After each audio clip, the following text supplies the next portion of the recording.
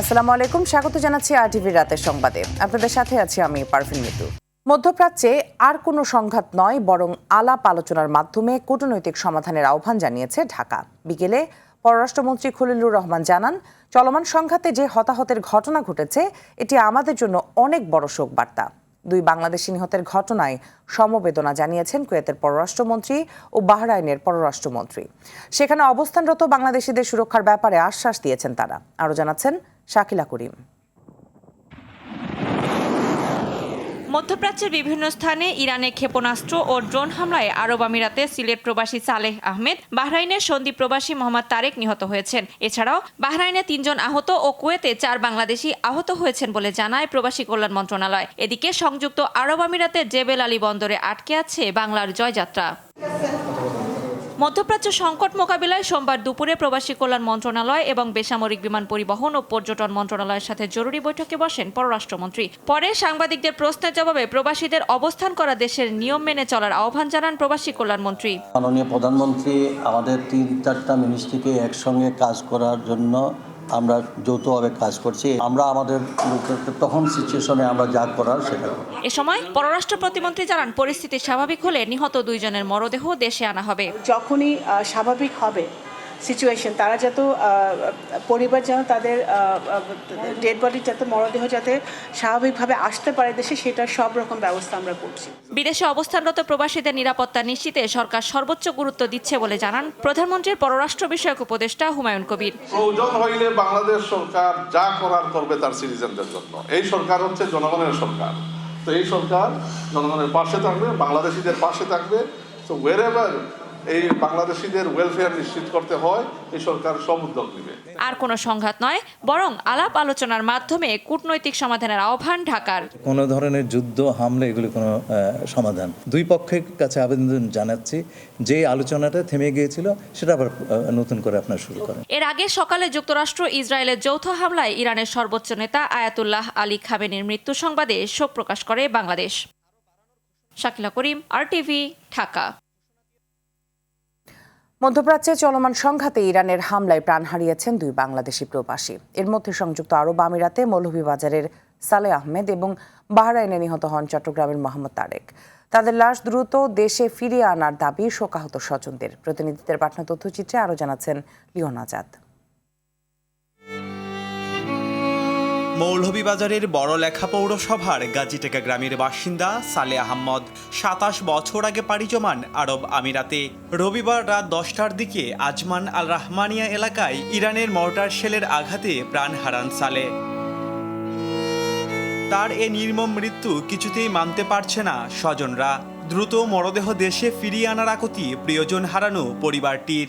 আমি সরকারের কাছে দাবি করি আমার আব্বার লাশ তাড়াতাড়ি যেন দেশে করছে, আমরা সহযোগিতা করার জন্য তাড়াতাড়ি দেশে জানা, ওটাও আমার দাবি। বিশেষ করে দাবি একটা আমার আব্বার জন্য দেশ আনতে। মরদেহ ফিরিয়ে আনার বিষয়টি প্রক্রিয়াধীন রয়েছে বলে জানান উপজেলা প্রশাসন। ওনার পরিবারের সদস্যরা আমাদের যেই আদার্স ফর্মালিটিগুলো আছে, আমাদের মৃত ব্যক্তির লাশ দেশে নিয়ে আসার যেই প্রক্রিয়া আছে সেটার জন্য তারা আবেদন করেছেন এবং তাদেরকে সম্পূর্ণ সহযোগিতা আমাদের সেখানকার দূতাবাস থেকে কিন্তু এটা করা হচ্ছে। অন্যদিকে বাহরাইনে ইরানের ছোড়া ক্ষেপণাস্ত্র হামলায় নিহত হয়েছেন সন্দ্বীপের মোহাম্মদ তারেক। সোমবার ভোরে বাহরাইনের একটি শিপইয়ার্ডে কর্মরত অবস্থায় আকস্মিক হামলার শিকার হন তিনি। বিস্ফোরণের তীব্র আঘাতে ঘটনাস্থলে নিহত হয় বলে জানিয়েছেন সহকর্মীরা। তারেকের মৃত্যু সংবাদ ছড়িয়ে পড়তেই সন্দ্বীপের আজিমপুর এলাকায় নেমে আসে স্তব্ধতা। মরুর বুকে রুটিরুজির সন্ধানে যাওয়া জীবন আজ থেমে গেল অগ্নিগুলার আঘাতে। স্বজনদের আহাজারিতে ভারী হয়ে উঠেছে বাতাস। ওরকম আতঙ্ক বিষয়ে কোনো কথা নেই, শুধু বলছে এরকম বোমা ব্লাস্ট হচ্ছে। কালকে আমি যতটুকু শুনছি আব্বু নাকি একটা আমেরিকান শিপে কাজ করতেছিল, ওইখানে এই দুর্ঘটনাটা ঘটছে। ইরান যুক্তরাষ্ট্র ইসরায়েল যুদ্ধের এখনো আগুন থামেনি, কিন্তু থেমে গেছে 2 প্রবাসীর জীবনযাত্রা। স্ত্রী সন্তানদের অপেক্ষা আর সবকিছু এখন একটি প্রশ্নের সামনে দাঁড়িয়ে, কবে ফিরবে প্রিয়জনের শেষ চিহ্ন? লিওন আজাদ, আরটিভি।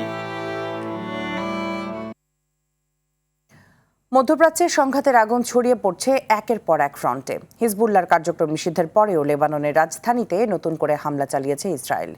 একই সময় ইসরায়েল সরাসরি পাল্টাপাল্টি হামলায় জড়িয়ে পড়েছে, যার প্রভাব পড়ছে সাইপ্রাস ও বাহরাইন পর্যন্ত। এমন পরিস্থিতিতে ইরানে এবার মূল হামলা চালানোর হুঁশিয়ারি মার্কিন প্রেসিডেন্ট ডোনাল্ড ট্রাম্পের। বিস্তারিত বিন ইয়ামিনের রিপোর্টে। লেবানন সরকার হিজবুল্লাহর রাজনৈতিক ও সামরিক কার্যক্রম নিষিদ্ধ ঘোষণার পরেও দেশটির রাজধানীতে আবারও হামলা চালাচ্ছে ইসরায়েল। তাদের সেনারা জানিয়েছে, ইসরায়েলে হামলার জবাবে হিজবুল্লাহর স্থাপনগুলোয় এই হামলা চালানো হচ্ছে। এর আগে সংগঠনটির বিরুদ্ধে ব্যাপক অভিযানের হুমকি দিয়েছিলেন ইসরায়েলি সেনাপ্রধান ইয়াল জামির। এদিকে ইসরায়েলের বীরসেবায় নতুন করে ক্ষেপণাস্ত্র ও ড্রোন হামলা চালিয়েছে ইরান। দেশটির রাষ্ট্রীয় সংবাদ মাধ্যম জানায়, শহরটির সামরিক যোগাযোগ শিল্প কমপ্লেক্স লক্ষ্য করে এই হামলা চালানো হয়েছে। আইআরজিসির ব্রিগেডিয়ার জেনারেল ইব্রাহিম জাবারি বলেন, যুক্তরাষ্ট্র তাদের অধিকাংশ বিমান সাইপ্রাসে সরিয়ে নিয়েছে। এর জবাবে সাইপ্রাস লক্ষ্য করে আবারও ক্ষেপণাস্ত্র হামলা হবে বলে হুঁশিয়ারি দিয়েছেন তিনি। অন্যদিকে ইরানে এবার আসল হামলা চালানো হবে বলে হুঁশিয়ারি দিয়েছেন মার্কিন প্রেসিডেন্ট ডোনাল্ড ট্রাম্প। তিনি বলেন, তেহরানে এখনও বড় কোনো আঘাত করেনি যুক্তরাষ্ট্র। এর আগে ইরানের বিরুদ্ধে সামরিক অভিযান সফল করতে 4 সপ্তাহ পর্যন্ত সময় লাগতে পারে বলেও জানিয়েছিলেন ট্রাম্প। এমন পরিস্থিতিতে নিরাপত্তা শঙ্কায় ফ্রান্সের পারমাণবিক অস্ত্রের সংখ্যা আরও বাড়ানোর ঘোষণা দিয়েছেন দেশটির প্রেসিডেন্ট ইমানুয়েল ম্যাক্রো। এদিকে ইরানের সাবেক সর্বোচ্চ নেতা আয়াতুল্লাহ আলী খামেনির স্ত্রী মনসুরে খোজাস্তে বাগেরজাদে মারা গেছেন। গত শনিবার যুক্তরাষ্ট্র ও ইসরায়েলের যৌথ হামলায় আহত হয়েছিলেন তিনি। বিন ইয়ামিন, RTV। মধ্যপ্রাচ্যে সৃষ্ট যুদ্ধ পরিস্থিতির কারণে 28 ফেব্রুয়ারি বিকেল থেকে ইরান, ইরাক, কুয়েত, সংযুক্ত আরব আমিরাত, বাহরাইন, কাতার ও জর্ডান তাদের আকাশসীমা সাময়িকভাবে বন্ধ রাখায় ঢাকা থেকে এখন পর্যন্ত আজকে 34টি সহ 3 দিনে 102টি ফ্লাইট বাতিল করা হয়েছে।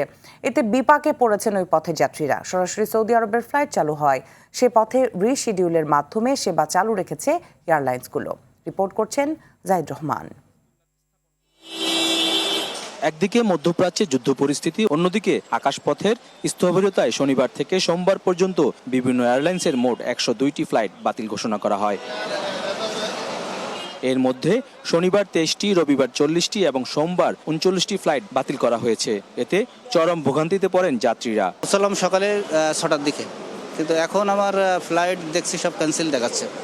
এখন জানি না কি হবে। ফ্লাইট ছিল গত পরশু শনিবার রাত্রে 2:45-এ, তো আমাকে ক্যান্সেল দেখানো হয়েছে। এখন পর্যন্ত আমি কোনো কিছু জানতে পারি নাই। ফ্লাইট ছিল আজকে সকাল 8টার দিকে, 4টার দিকে আমরা এয়ারপোর্টে আসছি। আসার থেকে টিকিট এটা ক্যান্সেল হয়ে আসছে। পরবর্তী সময় এটা বলা হবে কখন এটা দেওয়া হয়। তবে সোমবার সকাল থেকে বিদেশগামী কয়েকটি ফ্লাইট চালু হলে কিছুটা সংকট কেটেছে বলে জানান যাত্রীরা। কালকে আসছিল, পরে কালকে রিটার্ন করে দিছে, ফ্লাইট নাকি বন্ধ। তো আজকে আবার ওর ফোনে মেসেজ আসছে যে আজকে সকাল 9টার ভিতরে থাকতে হবে। আমাদের আসতে বলছে, আজকে আমরা আসছি। এখন এই যে আমার বাবার ভিতরে গেছে, আজকে যাইতে পারবো নাকি পারবো না এটা ঠিক না। বাতিল হওয়া ফ্লাইটের যাত্রীরা ফিরে গেলেও শিগগিরই এমন পরিস্থিতির অবসান ঘটবে বলে আশা তাদের।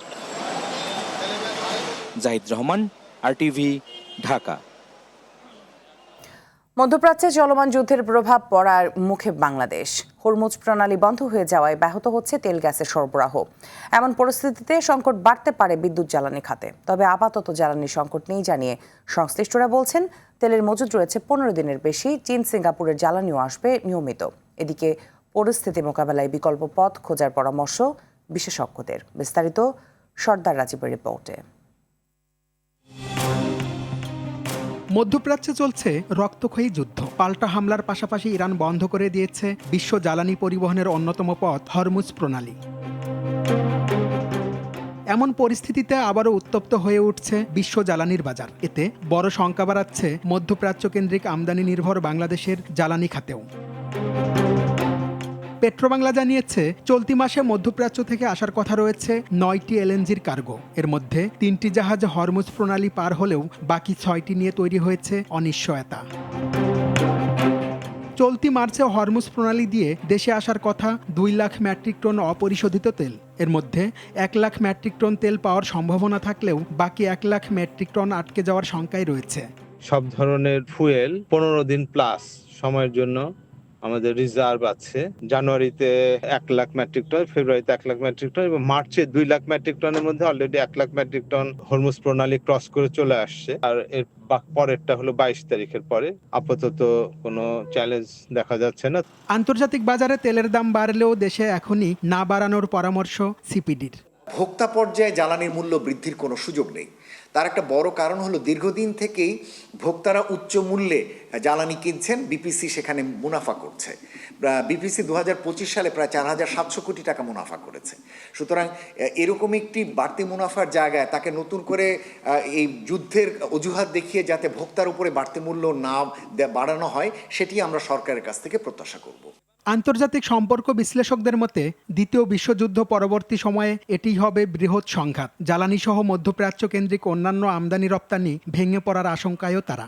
যুদ্ধের কারণে যে মানবিক যে বিপর্যয় এবং সেই বিপর্যয় যেমন এটা আরও ঘনীভূত হয়েছে, আরও ভয়ঙ্কর রূপ ধারণ করেছে, সেটি এখন সারা বিশ্বের জন্য একটি বিপর্যয় রূপ ধারণ করেছে। সবচেয়ে বড় ব্যাপারটি হচ্ছে মধ্যপ্রাচ্য বিশ্ব অর্থনীতির জন্য একটা কেন্দ্রবিন্দু। মধ্যপ্রাচ্যের তেল একদিকে যেমন তেলের মূল্য অলরেডি বেড়ে গিয়েছে, পাশাপাশি যেটাকে আমরা বলি সাপ্লাই চেইন, এই সাপ্লাই চেইনের যে বিশাল ডিসরাপশন হচ্ছে। দেশের জ্বালানির 65 থেকে 70% আমদানি নির্ভর। এর মধ্যে প্রায় 90% আসে মধ্যপ্রাচ্য থেকে। সর্দার রাজীব, আরটিভি, ঢাকা। বৈশ্বিক রাজনীতিতে ভয়াবহ নৈতিকতার অভাব দেখা যাচ্ছে বলে মন্তব্য করেছেন বিএনপি মহাসচিব ও স্থানীয় সরকার পল্লী উন্নয়ন ও সমবায় মন্ত্রী মির্জা ফখরুল ইসলাম আলমগীর। বিকেলে রাজধানীর ধানমন্ডিতে বিএনপির জাতীয় স্থায়ী কমিটির সদস্য ব্যারিস্টার রফিকুল ইসলাম মিয়ার সহধর্মিণী অধ্যাপক ডক্টর শাহিদা রফিকের প্রথম মৃত্যুবার্ষিকীর স্মরণ সভায় মন্তব্য করেন। মির্জা ফখরুল বলেন, বিনা কারণে একটি স্বাধীন দেশে হামলা, রাষ্ট্রপ্রধানকে হত্যা করা, একটি স্বাধীন রাষ্ট্রের প্রেসিডেন্টকে তুলে নিয়ে জেলে পুড়ে দেওয়ার মতো ঘটনা ভয়াবহ বার্তা দেয়। তার মধ্যে অন্যতম, একদিকে বিশ্ব রাজনীতিতে ভয়াবহ নৈতিকতার অভাব, বিনা কারণেই একটি দেশের সার্বভৌমত্বে হস্তক্ষেপ, বিনা কারণেই দেশের প্রধানকে, রাষ্ট্রের প্রধানকে এবং একটি মতবাদের প্রধানকে হত্যা করা, একটা স্বাধীন রাষ্ট্রের প্রেসিডেন্টকে তুলে নিয়ে গিয়ে জেলে পুরে দেওয়া, এক ভয়াবহ বিশ্ব। তালিকা থেকে ভুয়া মুক্তিযোদ্ধাদের বাদ দিতে কাজ শুরু করেছে সরকার। মুক্তিযুদ্ধ বিষয়ক মন্ত্রী হাফিজ উদ্দিন আহমদ জানান, ভুয়া ব্যক্তিদের পর্যায়ক্রমে বাদ দেওয়া হবে। সচিবালয়ে প্রধানমন্ত্রী তারেক রহমানের সঙ্গে বৈঠক শেষে সাংবাদিকদের প্রশ্নের জবাবে কথা বলেন মন্ত্রী। এদিকে এবার সংসদে ডেপুটি স্পিকার হচ্ছেন বিরোধী দল থেকে। মৌখিকভাবে তাদের কাছ থেকে নাম চাওয়া হয়েছে বলে জানান স্বরাষ্ট্রমন্ত্রী সালাউদ্দিন আহমদ। সাদিয়া কানিজার রিপোর্ট। সচিবালয়ে সোমবার শিডিউল অনুযায়ী পর্যায়ক্রমে সরকার প্রধানের সঙ্গে বৈঠক করেন মন্ত্রী প্রতিমন্ত্রীরা। বেলা 11টায় প্রধানমন্ত্রীর সঙ্গে বৈঠক শেষে মুক্তিযুদ্ধ বিষয়ক মন্ত্রী বলেন, যাচাই বাছাই করে তালিকা থেকে ভুয়া মুক্তিযোদ্ধাদের বাদ দেয়া হবে। মুক্তিযুদ্ধে যা কিছু বেনিফিট বা বেনিফিশিয়ারি যারা আছে, এটা যাতে প্রকৃত মুক্তিযোদ্ধারা পায় সে ব্যাপারে আমরা উদ্যোগ গ্রহণ করব। ভুয়া মুক্তিযোদ্ধাদের নাম ধীরে ধীরে পর্যায়ক্রমে আমরা বাদ দিয়ে দেব।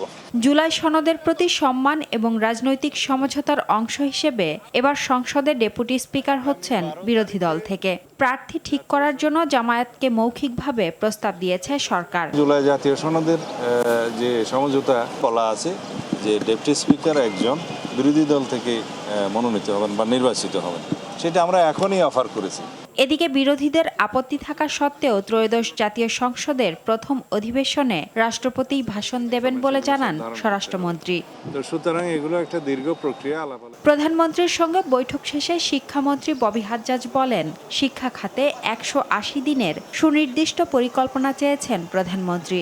ঢাকা বিশ্ববিদ্যালয়ের উপাচার্য নিয়োগের প্রশ্নে প্রতিমন্ত্রী বলেন, পদত্যাগপত্র জমা দিলেও দায়িত্ব হস্তান্তর না হওয়া পর্যন্ত পদে বহাল থাকবেন বর্তমান উপাচার্য। সামনে এসএসসি পরীক্ষা আছে, আরও কি আছে যেগুলো নিয়ে আমাদের এখন ইমিডিয়েট অনেক কনসার্ন আছে, সেগুলো আমরা কিছুদূর মাননীয় প্রধানমন্ত্রীর সাথে শেয়ার করেছি এবং মাননীয় প্রধানমন্ত্রী আমাদেরকে এগেন ওভারঅল যে শিক্ষাঙ্গন নিয়ে ওনার ভিশনটা আছে সেটার আলোকে আমাদেরকে আরও ইনস্ট্রাকশনস দিয়েছেন। এদিকে গণপরিবহন আধুনিকায়ন ও শৃঙ্খলা ফেরাতে সোমবার সচিবালয়ে বৈঠকের জন্য প্রধানমন্ত্রী ডেকে পাঠান বুয়েটের যোগাযোগ বিশেষজ্ঞ অধ্যাপক শামসুল হককে। তিনি জানান, রাজধানীর গণপরিবহন আরও বিকেন্দ্রীকরণ ও জনবান্ধব করতে সমন্বিত পরিকল্পনা হাতে নিয়েছে সরকার। এর বাইরেও আরও কিছু করা যায়। পাশাপাশি নারীদের জন্য বিশেষায়িত বাস চালুর বিষয়ে পরিকল্পনা করছেন প্রধানমন্ত্রী। প্রাথমিকের মধ্যে থাকবে মহিলাদের জন্য আবেদন সৃষ্টিকারী এবং সিকিউর গণপরিবহনের বাস মহিলারাই চালাবে। সাদিয়া কানিজ, RTV, ঢাকা। গণভোট ইস্যুতে আদালতকে ব্যবহার করা জাতীয় বিপর্যয় বলে মন্তব্য করেছেন আইনজীবী শিশির মনির। তিনি বলেন, এটি এখন সংসদের বিষয়। রিট দায়েরের মাধ্যমে গণভোটের রেজাল্টকে চ্যালেঞ্জ করা হচ্ছে বলে মন্তব্য করেন তিনি। রাতে জামায়াত ইসলামের কেন্দ্রীয় কার্যালয়ে সংবাদ সম্মেলনে তিনি এসব কথা বলেন। শিশির মনির প্রশ্ন তোলেন, জাতীয় নির্বাচন ঠিক থাকলে গণভোট কেন ঠিক থাকবে না? সরকার কিছু আইনজীবীকে ম্যানেজ করে আদালতকে ব্যবহার করে রাজনৈতিক সমস্যা সমাধানের চেষ্টা করছে। তিনি অভিযোগ করেন, তাড়াহুড়ো করে সরকারের ইন্ধনে আদালতে রিট করা হয়েছে। আগামীকাল আদালতের রায় দেখে পরবর্তী সিদ্ধান্ত জানানো হবে বলে জানান জামায়াতের সহকারী সেক্রেটারি এহসানুল মাহবুব জুবায়ের।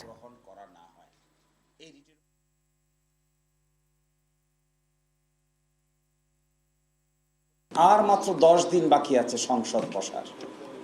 এত তাড়াহুড়া করে 2 জন আইনজীবীর মাধ্যমে এই রিট পিটিশন দায়ের করে আসলে যারা দায়ের করেছেন তারা কি পেতে চান? আমি স্পষ্ট দেখতে পেয়েছি সরকারের ইন্ধন, কোর্টে দেখতে পেয়েছি সরকারের ইন্ধন, আইনজীবীদের মধ্যে দেখা যাচ্ছে সরকারের ইন্ধন। আর আদালতের রায় দেখার পরে আমাদের রাজনৈতিক দল, আমাদের শীর্ষ নেতৃবৃন্দ এবং আমাদের সংসদীয় দলের কমিটিতে আলোচনা করে পরবর্তী সিদ্ধান্ত আমরা জানাবো। আদালতকে দলীয়করণ করে আবারও রাজনৈতিকভাবে ব্যবহারের চেষ্টা চলছে বলে মন্তব্য করেছেন জাতীয় নাগরিক পার্টির আহ্বায়ক নাহিদ ইসলাম।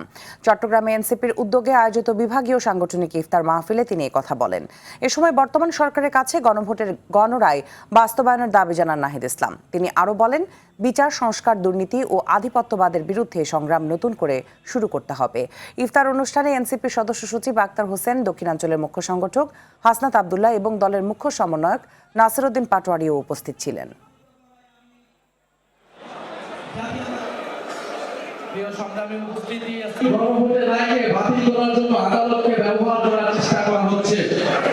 আদালতকে আবারও দলীয়করণ করার চেষ্টা করা হচ্ছে। আমরা স্পষ্টভাবে বলতে চাই, আদালতকে যদি রাজনৈতিক এজেন্ডার কারণে, নিজেদের দলীয় এজেন্ডার কারণে ব্যবহার করা হয়, চেষ্টা করা হয়, তার পরিণতি খুবই করুণ হবে। ভারত ও বাংলাদেশের মধ্যে ভিসা কার্যক্রম দ্রুত স্বাভাবিক হবে বলে জানিয়েছেন ভারতীয় হাই কমিশনার প্রণয় ভার্মা। দুপুরে বাণিজ্য মন্ত্রী খন্দকার আব্দুল মুক্তাদিরের সঙ্গে বৈঠক শেষে সাংবাদিকদের তিনি কথা বলেন। ভারত ও বাংলাদেশের মধ্যে গভীর বাণিজ্যিক সম্পর্ক রয়েছে উল্লেখ করে ভারতীয় হাই কমিশনার বলেন, বাণিজ্য আরও সম্প্রসারণে নতুন সরকারের সঙ্গে যৌথভাবে কাজ করবে তার দেশ। এদিকে বাণিজ্যমন্ত্রী জানান, মধ্যপ্রাচ্যের যুদ্ধের কারণে বাংলাদেশের অর্থনীতি যেন ক্ষতিগ্রস্ত না হয় সেজন্য প্রস্তুতি রয়েছে।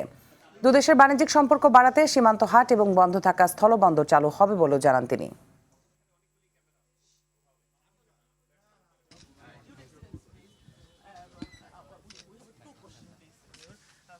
স্থলবন্দর বিষয়ে আমরা আলাপ হয়েছে। বেনাপোল পেট্রাপোল বন্দর খোলা আছে, আর বাদবাকি বন্দরগুলি এবং বাণিজ্যিক সম্পর্ক যাতে ক্রমাগত দৃঢ় করা যায়, উত্তর বৃদ্ধি করা যায়, এই সমস্ত বিষয়ে সাধারণ আলাপ হয়েছে। This was our first meeting.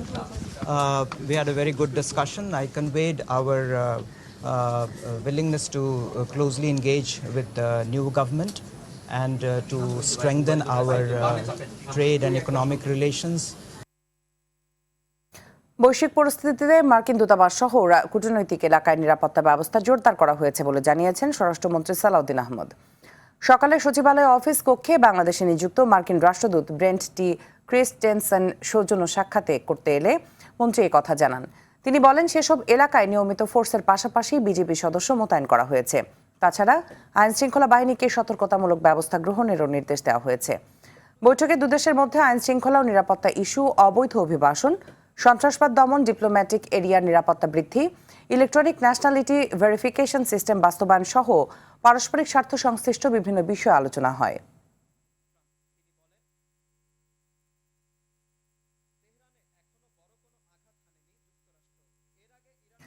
বিএনপির প্রার্থীদের আনা কারচুপির অভিযোগ গ্রহণ করে কুড়িগ্রাম 2, রংপুর 6, রংপুর 4 ও রাজশাহী 1 আসনের ব্যালট পেপার ও রেজাল্ট শিট হেফাজতে নেওয়ার নির্দেশ দিয়েছে নির্বাচনী আপিল ট্রাইব্যুনাল।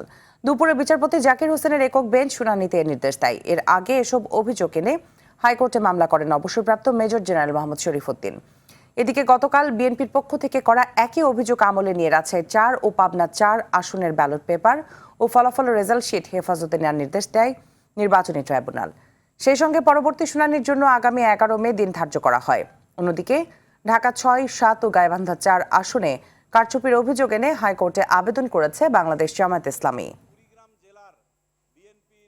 ইলেকশন কমিশনকে নির্দেশ দিয়েছেন মাননীয় আদালত যে এগুলো আইন অনুসারে যথাযথ প্রক্রিয়ায় এগুলো হেফাজতে রাখতে হবে। ব্যালট পেপারগুলো পরীক্ষা অন্তে রিকাউন্টিং করা হবে এবং রিকাউন্টিং করলে আমাদের যে পিটিশনারগণ বিজয়ী হবে বলে আমরা বিশ্বাস করি। ইনশাল্লাহ আমরা বিজয়ী হব। চট্টগ্রামে প্রথমবারের মতো উদ্বোধন হলো কান্ট্রি বয় লাইফস্টাইলের আউটলেট। নগরীর ওয়াসার মোড়ে কোহিনুর সিটির প্রথম তলায় যাত্রা শুরু করা আউটলেটটির উদ্বোধন অনুষ্ঠানে উপস্থিত ছিলেন অভিনেত্রী কেয়া পায়েল, অভিনেতা নীরব এবং ইরফান সাজ্জাদ। কর্তৃপক্ষ জানিয়েছে ঈদ উপলক্ষে আধুনিক ফ্যাশন, উন্নত মানের গ্রাহক সেবা এবং আকর্ষণীয় উদ্বোধনী অফার থাকছে এবার। ঈদ কেনাকাটায় ক্রেতাদের জন্য থাকবে 15% ছাড়।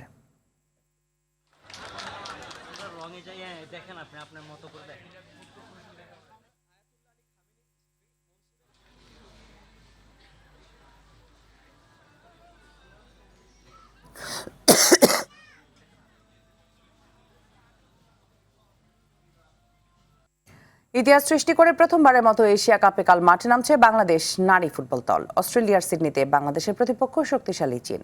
হারজিত ছাপিয়ে ম্যাচে ভালো খেলার লক্ষ্য বাংলাদেশের। অপরদিকে শক্তিতে অনেক এগিয়ে থাকলেও পিটার বাটলারের নিমকে সমীহ করছে চীন। আরও জানাচ্ছেন আতিকুল ইসলাম শাকিল। নারী ফুটবলে গত কয়েক বছর ধরে ধারাবাহিক উন্নতির ফলে এশিয়া কাপে প্রথমবারের মতো খেলার সুযোগ। তবে বাংলাদেশের উন্নতির গ্রাফ যতই হোক না কেন, তা প্রথম ম্যাচের প্রতিপক্ষের সাথে যে তুলনায় আসবে না, সেটি র্যাঙ্কিংয়েও স্পষ্ট। বাংলাদেশের অবস্থান যেখানে 112, সেখানে এশিয়া কাপে 9 বারের চ্যাম্পিয়ন চীনের অবস্থান বিশ্বের 17তম। এমন দলের বিপক্ষে বাংলাদেশের পার সমর্থকও জয়ের আশা করছে না। বাংলাদেশের কোচের চাওয়া গর্বের এমন মুহূর্ত যেন মেয়েরা উপভোগ করে। বাংলাদেশের ফুটবলের জন্য ঐতিহাসিক মোমেন্ট। মেয়েরা যতটা করেছে গর্বিত হওয়ার মতো। তবে আমাদের বাস্তববাদী হতে হবে, আমাদের সামর্থ্য অনুযায়ী আশা করতে হবে। চায়না খুব শক্ত দল, জিতি হারি কিংবা ড্র করি তার চেয়ে বড় বিষয় আমরা যেন ঠিকমতো খেলতে পারি।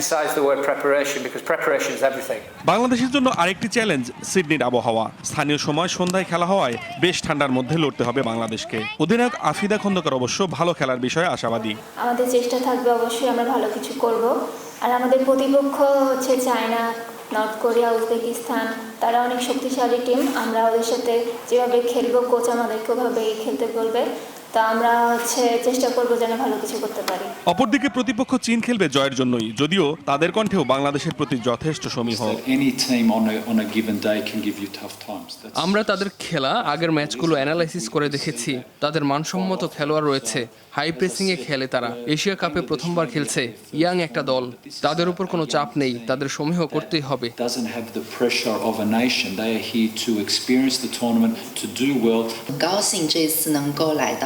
প্রথমবারের মতো বাংলাদেশের বিপক্ষে খেলবো, তারা ভালো দল, তবে আমরা আমাদের স্টাইল অনুযায়ী খেলে ভালো ফলাফলের আশাবাদী। এশিয়া কাপে ভালো করতে পারলে পরবর্তী বিশ্বকাপের সুযোগ তো থাকছেই, সেই সাথে সুযোগ মিলতে পারে অলিম্পিকে খেলারও।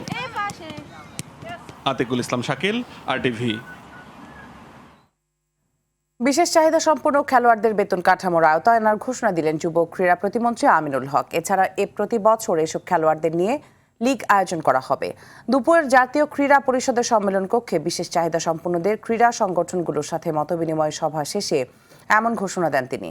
খেলাকে পেশা হিসাবে প্রতিষ্ঠিত করতেই অন্যান্য খেলোয়াড়দের পাশাপাশি বিশেষ চাহিদা সম্পন্ন খেলোয়াড়দের ও বেতনের আওতায় আনার পরিকল্পনা বলে জানান ক্রীড়া প্রতিমন্ত্রী। সভায় স্বাস্থ্য ও পরিবার কল্যাণ মন্ত্রণালয়ের প্রতিমন্ত্রী MA মুহিত উপস্থিত ছিলেন।